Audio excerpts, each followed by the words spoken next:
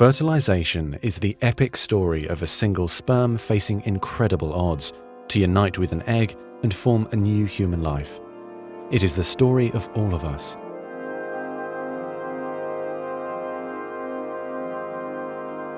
During sexual intercourse, about 300 million sperm enter the vagina.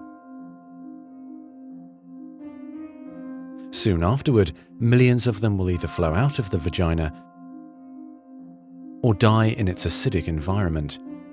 However, many survive because of the protective elements provided in the fluid surrounding them.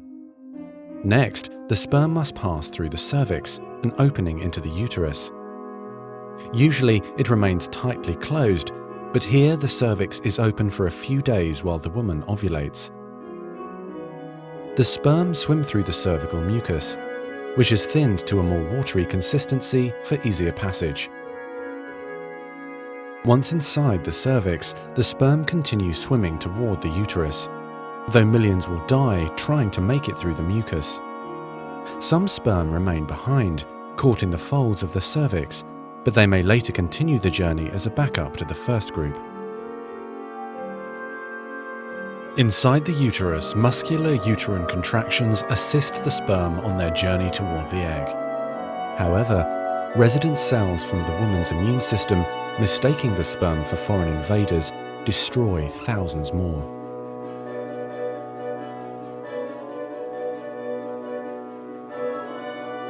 Next, half the sperm head for the empty fallopian tube, while the other half swim toward the tube containing the unfertilized egg.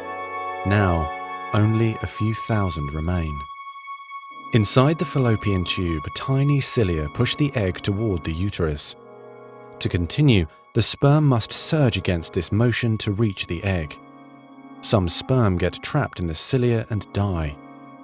During this part of the journey, chemicals in the reproductive tract cause the membranes covering the heads of the sperm to change.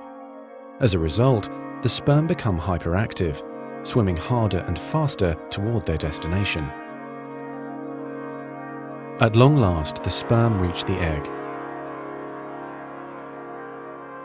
Only a few dozen of the original 300 million sperm remain.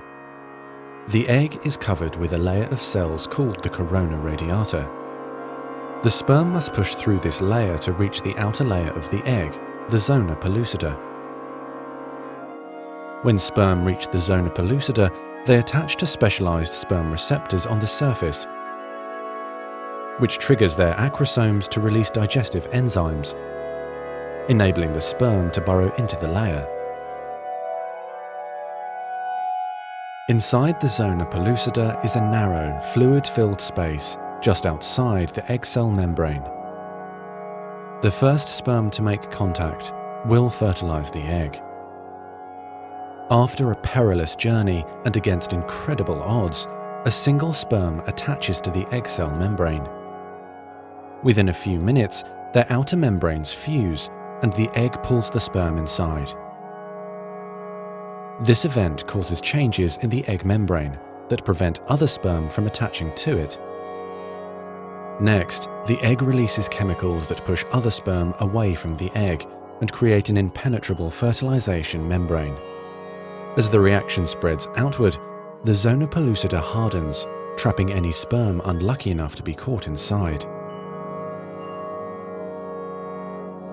Outside the egg, sperm are no longer able to attach to the zona pellucida.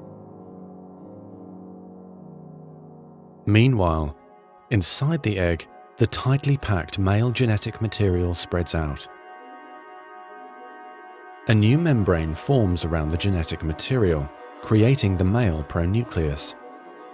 Inside, the genetic material reforms into 23 chromosomes. The female genetic material, awakened by the fusion of the sperm with the egg, finishes dividing, resulting in the female pronucleus, which also contains 23 chromosomes. As the male and female pronuclei form, spiderweb-like threads, called microtubules, pull them toward each other. The two sets of chromosomes join together, completing the process of fertilization. At this moment, a unique genetic code arises, instantly determining gender, hair color, eye color, and hundreds of other characteristics. This new single cell, the zygote, is the beginning of a new human being. And now the cilia in the fallopian tube gently sweep the zygote toward the uterus, where he or she will implant in the rich uterine lining, growing and maturing for the next 9 months until ready for birth.